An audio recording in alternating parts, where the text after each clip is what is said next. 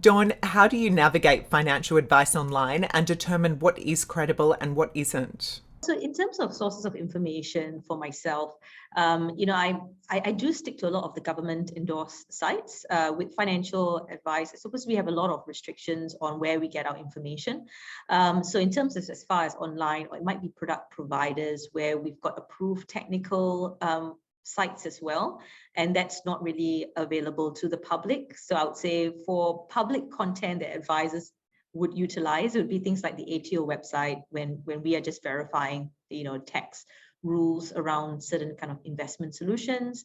That's where I would go. And there's Money Smart as well, where that's quite a good way of bridging the gap of information. When you've spoken to someone generally about something, I feel safe being able to use a website like that because again, it's what our government has put there, it's what the taxpayers' money has.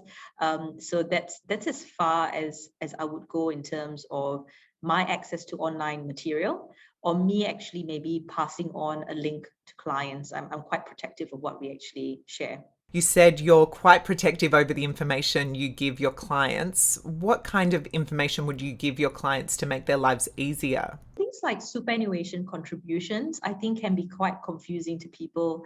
Like they understand the concept of salary sacrifice, but things like any kind of low income contribution going in, like government co-contribution, spouse splitting, things like that. Money Smart has that information.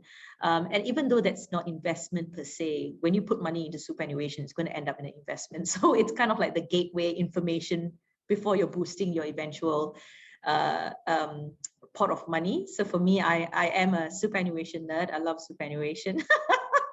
I'm trying to get people engaged with it and excited. So I think these resources can help people understand that, look, there's not just one way of doing it.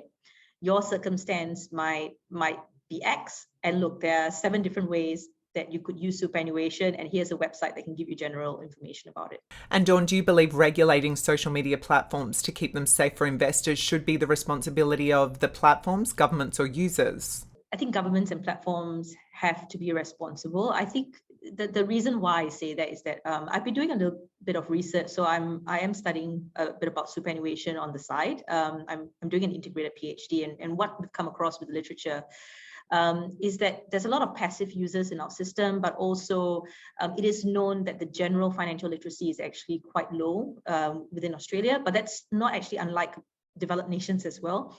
And plus our self-funding mechanism of, let's say, superannuation is something that's quite passive, because someone might not have chosen to put money in there. It's because they're an employee and they've put money in there.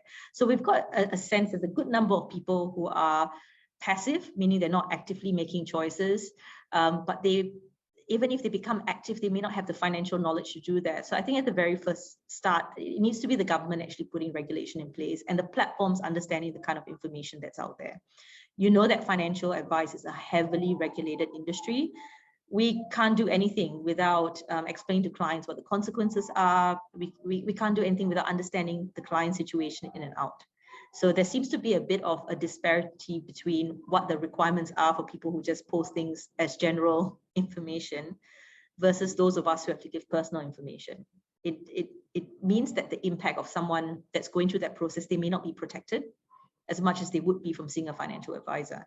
So I think definitely you need to be protecting people from that content if they're not in a position to be able to make the decisions themselves, and what they called, so Productivity Commission calls it informed decisions, informed users. So yeah, I think, to answer that, governments and platforms for sure. Now, you mentioned you're doing some research at the moment. What are you researching, and what are the key findings of that data? Researching Generation Z and sort of the experience around superannuation, and how they are responding to superannuation as well. And what we found is that they actually do believe that it's going to it is valuable for them to actually boost their superannuation. It's just that they've got short-term priorities that sit above it.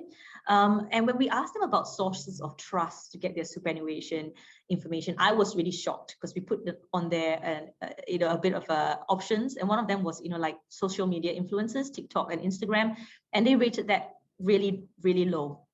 And who they said they trusted, number 1 was finance professionals, your accountants and your financial advisors.